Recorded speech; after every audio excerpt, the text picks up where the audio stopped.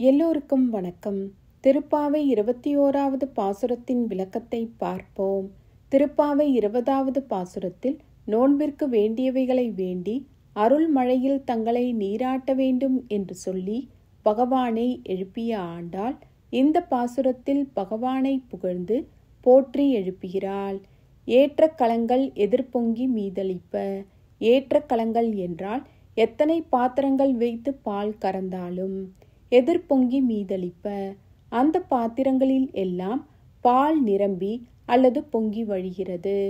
மாற்றாதே பால் சொரியும் வள்ளல் பெரும்பசுக்கள்.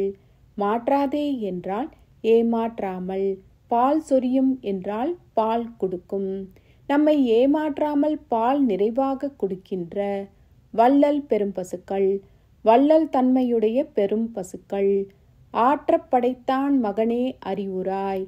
ஆற்றப் படைத்தான் மகனே என்றால் பால் சுரக்கும் வள்ளல் தன்மையுள்ள பசுக்களை வைத்திருக்கும் ஆற்றல் படைத்த நந்தகோபனின் மகனே பகவானே.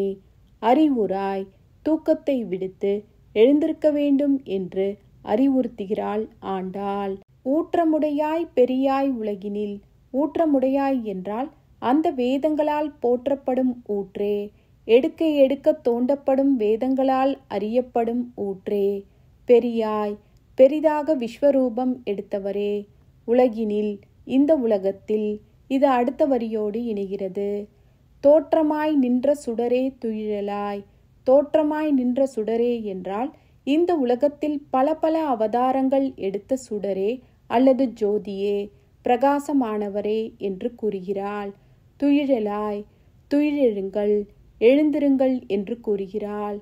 மாற்றார் உனக்கு வழி தொலைந்து உன் வாசற்கண். மாற்றார் என்றால் பகைவர்கள். அவர்கள் எல்லாம் வழி தொலைந்து, தங்கள் வலிமையை தொலைத்து, உன் வலிமையை உணர்ந்து உன் வாசற்கண், உன் வீட்டு வாசல் படியில் வந்து நிற்கிறார்கள்.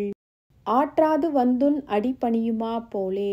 ஆற்றாது என்றால் பகைவர்கள் இப்படி சொல்கிறார்கள். இப்பேற்பட்ட பரம்பொருளை நமக்கு சமம் என்று நினைத்து விட்டோமே என்ற ஆற்றாமை மனதில் தோன்றி வந்துன் அடி பணியுமா போலே, அவர்கள் வந்து உன் திருவடியை பணிவது போலே. போற்றியாம் வந்தோம் புகழ்ந்தேலோர் எம்பாவாய். போற்றியாம் வந்தோம், நாங்களும் அதே போல உன்னை போற்றி பாட வந்திருக்கிறோம்.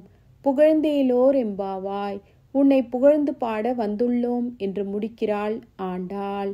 நாமும் திருப்பாவை பாசுரங்களை படித்து ஆண்டாள் சொன்னபடி பகவானை தினம்தோறும் வேண்டி வழிபட்டு வந்தால் நிச்சயம் அவரின் அனுகிரகம் கிடைக்கும். அது மட்டும் இல்லாமல் நம்முடைய வாழ்வில் சுபிக்ஷமும், நம்முடைய வாழ்விற்கு பிறகு மோட்ச பதவியான வைகுண்ட பதவியும் கிடைக்கும். ஏற்ற களங்கள் எதிர்பொங்கி மீதளிப்ப. மாற்றாதே பால் சொரியும் வள்ளல் பெரும் பசுக்கள். ஆற்றப் படைத்தான் மகனே அறிவுராய்.